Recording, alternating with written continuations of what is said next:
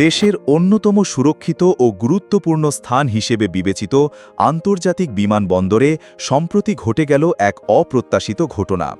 Baggage belt এলাকায় দুই নারী যাত্রী প্রকাশ্যে চুল ধরে টানাকানি ও চিৎকারে জড়িয়ে পড়েন। মুহূর্তেই সেই দৃশ্য সামাজিক যোগাযোগ মাধ্যমে ছড়িয়ে পড়ে, তৈরি হয় ব্যাপক আলোচনা সমালোচনা।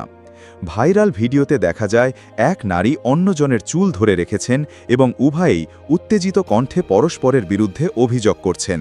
সবুজ পোশাকে থাকা নারী অভিযোগ করেন, আমার পাসপোর্ট চুরি করেছে, ব্যাগ নিয়ে গেছে। অন্যদিকে লাল পোশাকের নারীও পাল্টা চিৎকার করতে থাকেন।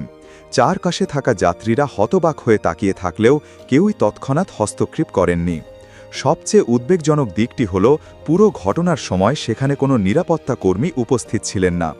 এমন স্পর্শকাতর জায়গায় আইনশৃঙ্খলা বাহিনীর অনুপস্থিতি প্রশাসনের দায়িত্ব পালনের প্রশ্ন তোলে। সামাজিক যোগাযোগ মাধ্যমে অনেকেই বিষয়টি নিয়ে ক্ষোভ প্রকাশ করেছেন।